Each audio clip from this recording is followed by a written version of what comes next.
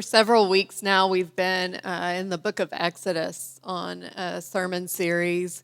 And Terrence Fretheim wrote a commentary who said that this particular passage that we will hear this morning, he calls this passage life as an adolescent.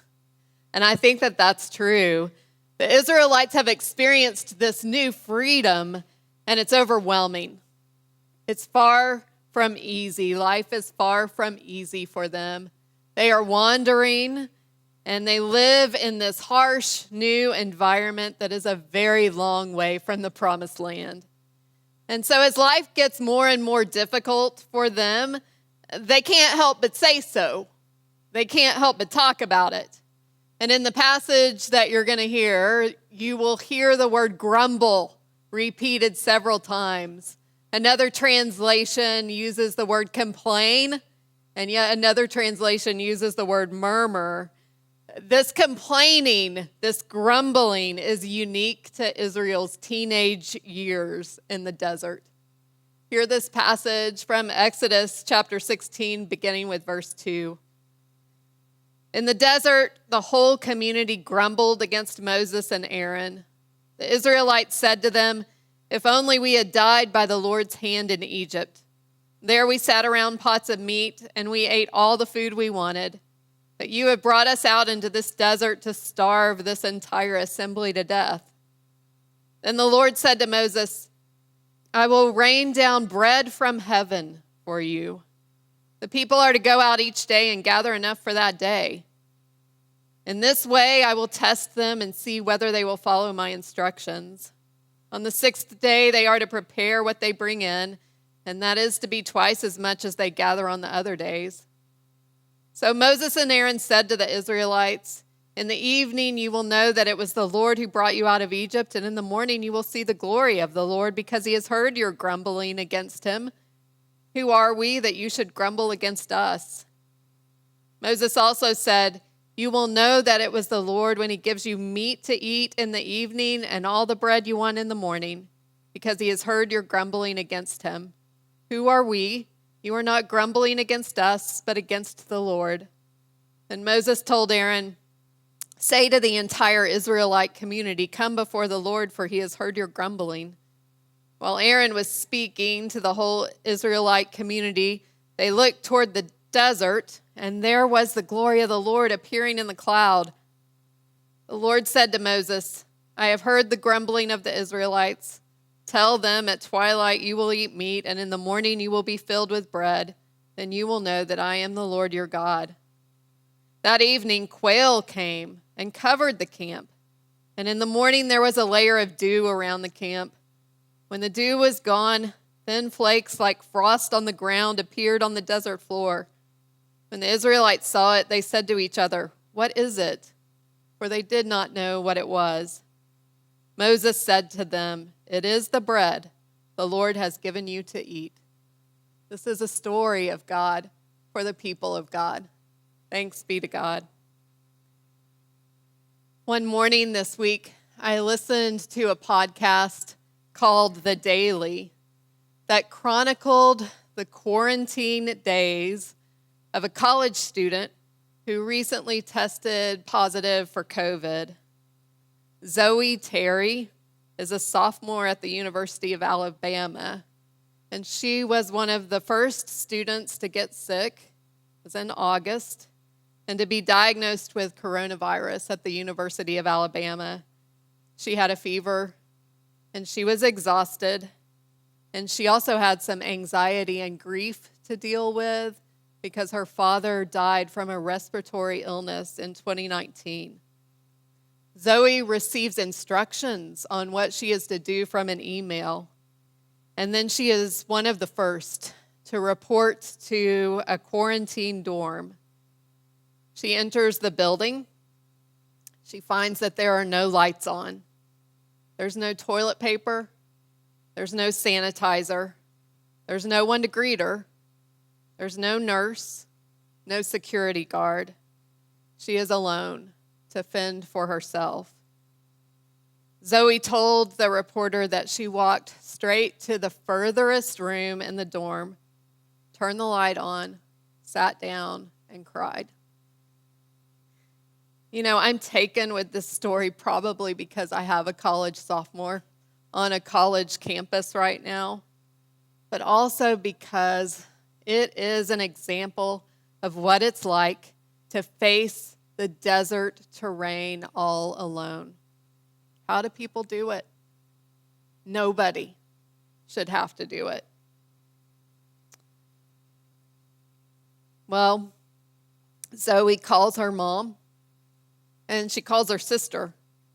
Her sister takes the day shift, FaceTime all day long, and her mom, who is a former ICU nurse, takes the night shift.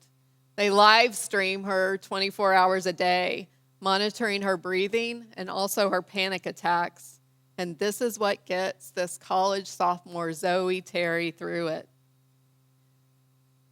The Israelites face the desert terrain together. What we see in Exodus 16 is that they have one another, and then they also have a guardian. They have a guardian who is willing to hear their pain. The Lord hears their grumbling. We first get this in verse 7 of chapter 16 that says, "And in the morning you will see the glory of the Lord because he has heard your grumbling." And this gets repeated 3 times. I think it's for emphasis. The good guardian, the Lord our God, hears pain. As a parent and as a person, I need to be reminded that it's okay to give voice to pain. Pauline Boss is an author and a professor and a therapist. She's an expert on the topic of grief. And she recently said about the experience that we've all had in the year 2020, remind yourself you're grieving. We've pathologized grief in our culture.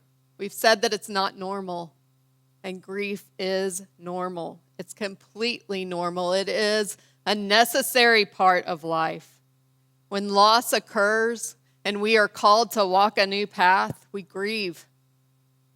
And an important part of grief is giving voice to our pain. Reverend Childs was a biblical scholar at Yale University in the 20th century, and he pointed out that there is a difference in the complaining in Exodus, the grumbling before the law is given at Mount Sinai. The complaining before the law is given is different from the complaining that happens after the law is given, after the covenant. And in Exodus 16, we are in the before the covenant complaining. Before the 10 Commandments, the grumbling focuses on a genuine need that the people have. But after the covenant, then we get complaining basically for the sake of complaining. There is no basis in genuine need. And that's when we also get divine judgment in the scripture, when we hear complaining for the sake of complaining. Walter Brueggemann described a similar dynamic by making a distinction between dwelling on loss and dwelling in loss. He says dwelling in loss is honesty. It says, I'm grieving, but I'm also open and attentive. I am waiting for gifts to be given because the place of loss, the desert, is exactly where gifts are given. But dwelling on loss is something else. Dwelling on loss is saying I'm a victim, and my victimhood is my focus. I'm so wrapped up in knots that I'm unable to receive gifts. The truth of the matter is that the desert is not an empty, deathly place. For faithful people, for those who trust God and God's ways, the desert is a place of God's glory. The desert is a place where God's presence is revealed. Exodus chapter 16 reminds us that God can completely redefine a wasteland.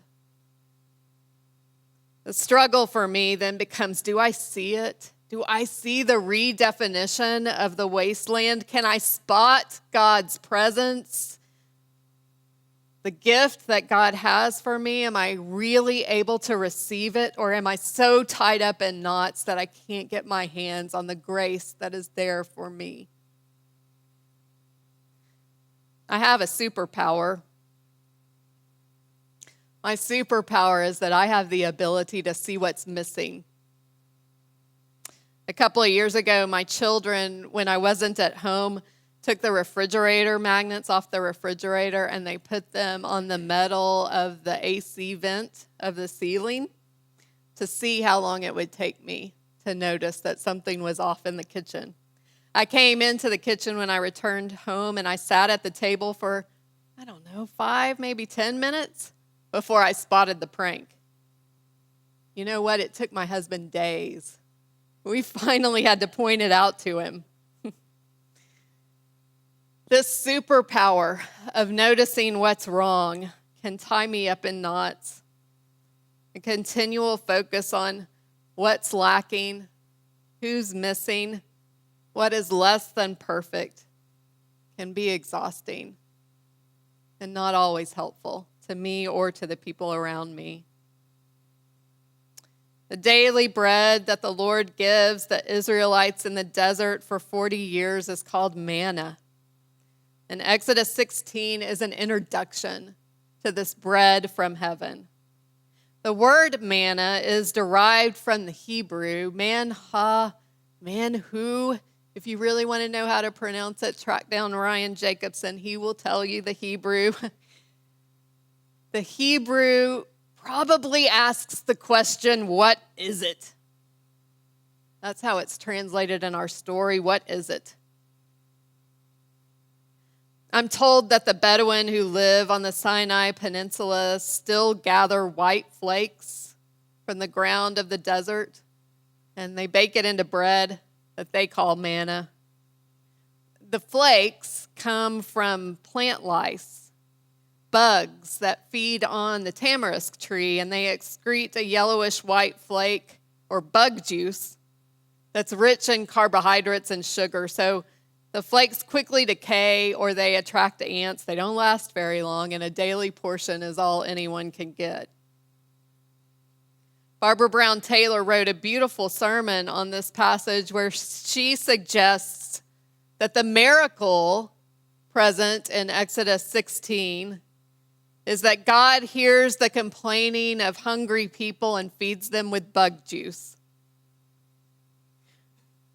What makes a miracle a miracle? Is it the thing itself, or is it the one who sent it? Taylor says, if I will only call something bread from heaven when it drops straight out of the sky looking like a perfect loaf of butter crust bread, chances are my soul will go hungry a lot. If, however, I'm willing to look at everything and ask the question, what is it?